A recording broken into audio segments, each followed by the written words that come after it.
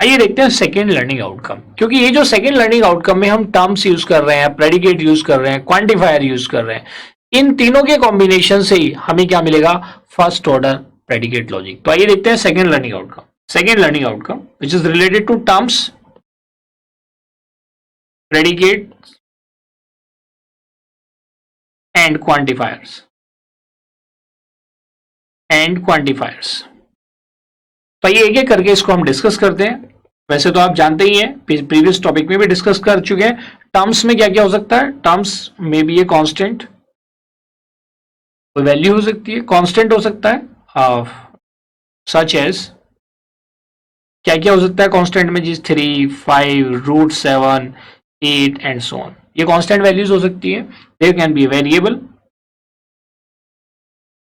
तो वेरिएबल का रिप्रेजेंटेशन क्या होगा, से मैं कहता हूं मेरे पास कुछ कोई टर्म है, मान लीजिए मैंने कहा फॉर एग्जाम्पल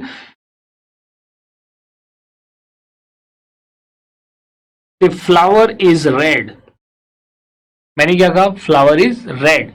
तो फ्लावर इज रेड को मैं कैसे रिप्रेजेंट कर सकता हूं इन the form of a variable, मैंने लिखा से एक्स इज ए फ्लावर, मैंने क्या कहा say X is a flower and X is red, and X is red. तो मुझे यहां पे एक वेरिएबल मिल गया, द वेरिएबल इज एक्स। तो these are the variable start. और नेक्स्ट टर्म की अगर हम बात करें, so what can be the next term, that can be a function, that can be a function such as n terms mapped to a term, mapped to a term, n terms को एक term पे हमने map कर दिया, या किसी भी any number of terms can be map to any other number of terms, या मल्टीपल टर्म्स को हम किस पे कर रहे हैं, वन टर्म पे मैप कर रहे हैं। So this is called function. So these are the three different terms जो आपको पता होना चाहिए, कांस्टेंट, वेरिएबल एंड फंक्शन। आप चाहे तो इसकी एक्रोनिम भी क्रिएट कर सकते हैं, CVWF, जैसे यहां पे आपको एक्रोनिम क्या मिलेगा, CVF। CVF का मतलब क्या हुआ, कांस्टेंट, वेरिएबल एंड फंक्शन। तो अगर आपको टर्म्स याद रखनी है तो उस CVF को याद रख के भी आप उसको याद रख सकते हैं, constant, variable and function. So these are the key terms जिनकी हमें रिक्वायरमेंट पड़ती है जब हम किसी भी स्टेटमेंट को रिप्रेजेंट करते हैं इन the form of first order predicate logic. आइए देखते हैं व्हाट इज प्रेडिकेट। वैसे तो प्रेडिकेट अभी हमने ऊपर देख ही लिया कि कंडीशनल स्टेटमेंट है, but in this learning outcome आप, मैंने क्या लिखा है, you will be able to recall terms, predicate and quantifier. ये फिर भी हम डिस्कस कर चुके हैं, लेकिन इस टॉपिक के पॉइंट ऑफ व्यू से भी आपको चीजें क्लियर होनी चाहिए, यू जस्ट इसलिए इसको क्या बोला गया, रिकॉल। आइए देखते हैं next is predicate. Next is predicate. For example मैंने लिखा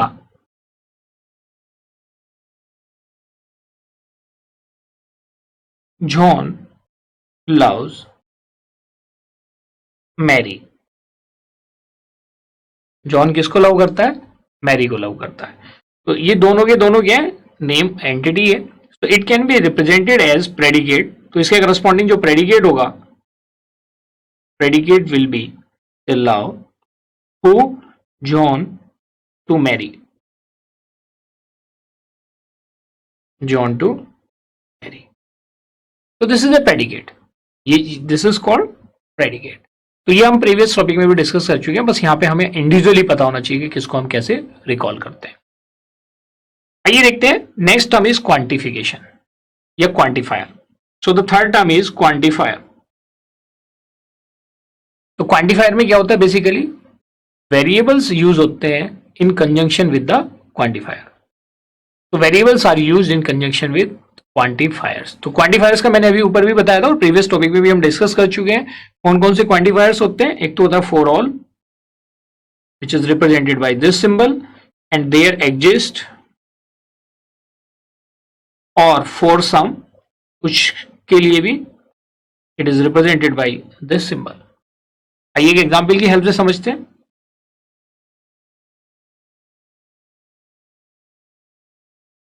मैं लिखता हूं जी एवरी मैन इज मॉर्टल, और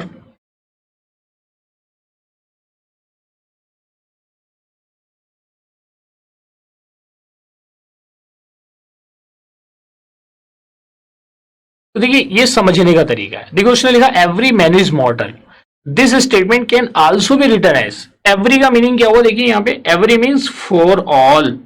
मैंने मैन को रिप्रेजेंट कर लिया किससे, एक्स से, तो मैंने कहा कि if x is a man then x is mortal. आप मेरी बात को समझ रहे, देखिए सेम स्टेटमेंट है, ये ऊपर वाले का एक तरीके से इंटरप्रिटेशन या एक्सप्लेनेशन है। Are you getting this point और नॉट? एग्जामिनेशन में ये कम गिवन होता है, ऊपर वाला गिवन होता है, और आपको उसे ऐसे समझना होता है कि भाई फॉर ऑल बोल रहा है उसने, he is saying for all x if x is a man then x is mortal. Now we can write in इसके करस्पॉन्डिंग अगर मुझे मेंशन करना है क्वांटिफायर की हेल्प से, तो क्वांटिफायर की हेल्प से अगर आप रिप्रेजेंटेशन करने जा रहे हैं प्रेडिकेट का, that is called first order predicate logic. ये बात तो आपको समझ में आ गई। तो कैसे लिखूंगा मैं, I will write it as for all X, ये मैंने फॉर ऑल एक्स हो गया। If x is a man,